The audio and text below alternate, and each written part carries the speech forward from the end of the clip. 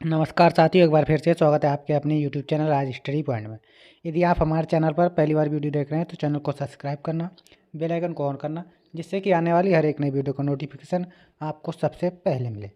तो आज हम भारतीय संविधान की जो 12 अनुसूची हैं उन सारी अनुसूचियों के बारे में जानेंगे और कौन सी अनुसूची में क्या है ये भी हम जानेंगे। तो आज का पहला क्वेश्चन है, संविधान सभा द्वारा अंतिम रूप से पारित संविधान में कुल कितने अनुच्छेद तथा अनुसूचियां थी। तो इस प्रश्न का पहला ऑप्शन है 378 अनुच्छेद और 7 अनुसूचियां। दूसरा ऑप्शन है 448 अनुच्छेद 12 अनुसूची। तीसरा ऑप्शन है 398 अनुच्छेद 15 अनुसूची। चौथा ऑप्शन है 395 अनुच्छेद 8 अनुसूची।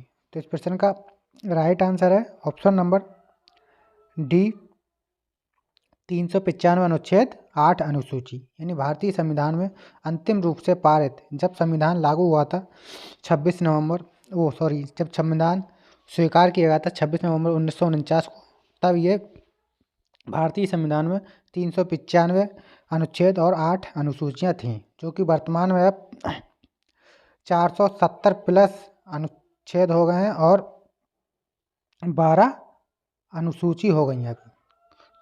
ठीक, इसके बाद अगला क्वेश्चन है,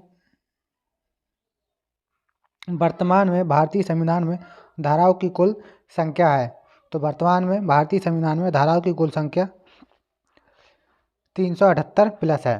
ठीक, अगला प्रश्न है, संविधान के किस अनुच्छेद में ये अंकित है कि इंडिया अर्थात भारत राज्यों का संघ है।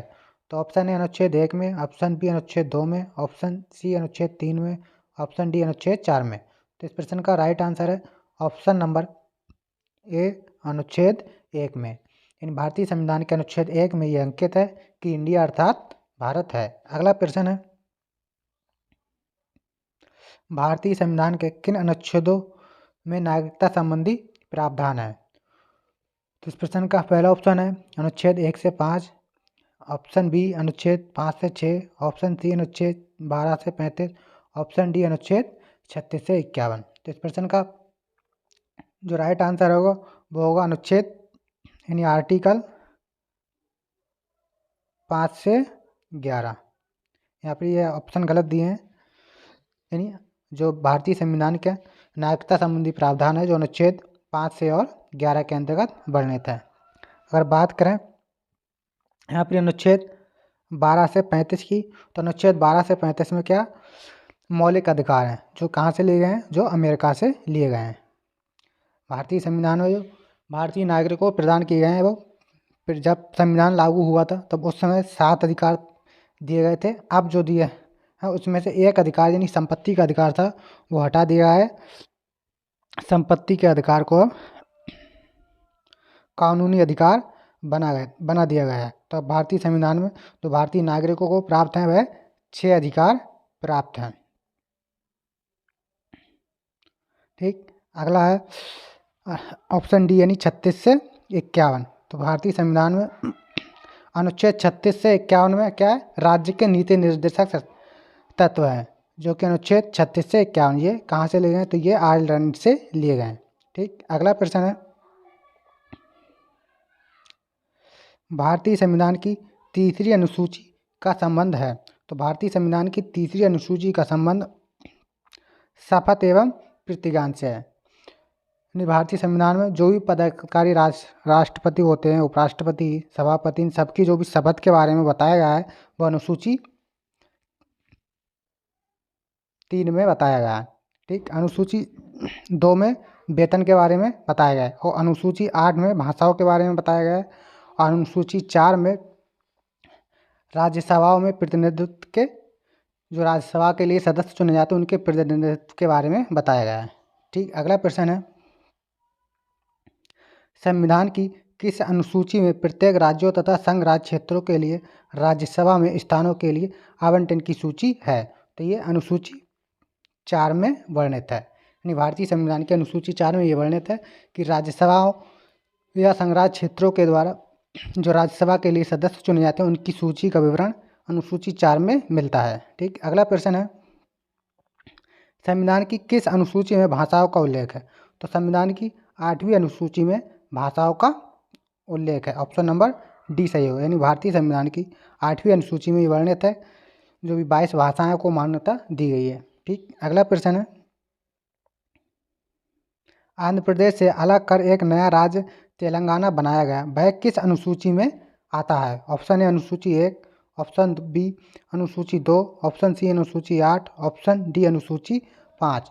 तो इस प्रश्न का जो राइट आंसर है वो होगा ऑप्शन नंबर ए अनुसूची 1, यानी भारतीय संविधान की अनुसूची 1 में ये वर्णित है कि किसी भी राज्य के नया निर्माण या बाहर से किसी राज्य को प्रवेश करने वह अनुसूची 1 के अंतर्गत आता है। ठीक, अगला प्रश्न है,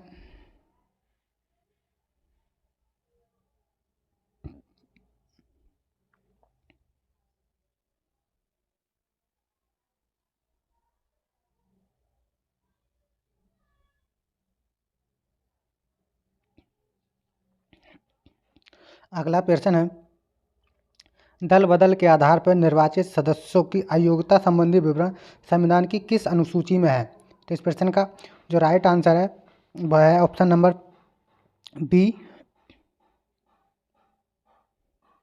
ऑप्शन नंबर बी, यानी दल बदल कानून जो भारतीय संविधान में है वह अनुसूची 10 के अंतर्गत आता है। जो भी सदस्य होते हैं वह एक दल से दूसरे दल में जाए तो उसकी अयोग्यता को निरस्त कर दिया जाता है। तो इसके संबंध में जो भी कानून है वह अनुसूची 10 के अंतर्गत आते हैं।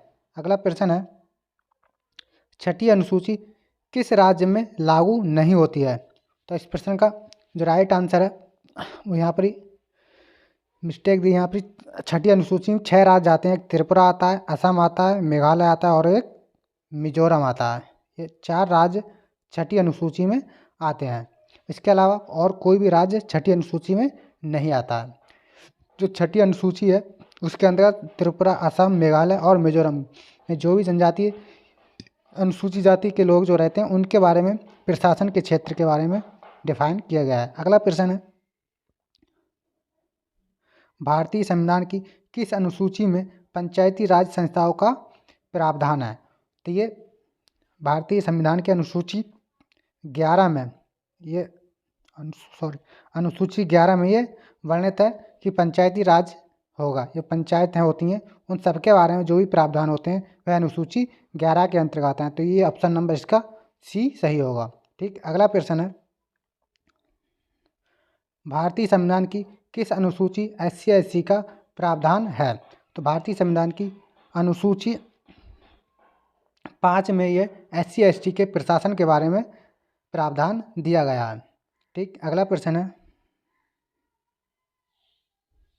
बस यही। तो आई होप यू आपकी ये वीडियो पसंद आई हो तो लाइक करना, शेयर करना और चैनल को सब्सक्राइब करना। मिलते हैं इसी एक नेक्स्ट वीडियो में, तब तक के लिए जय हिंद।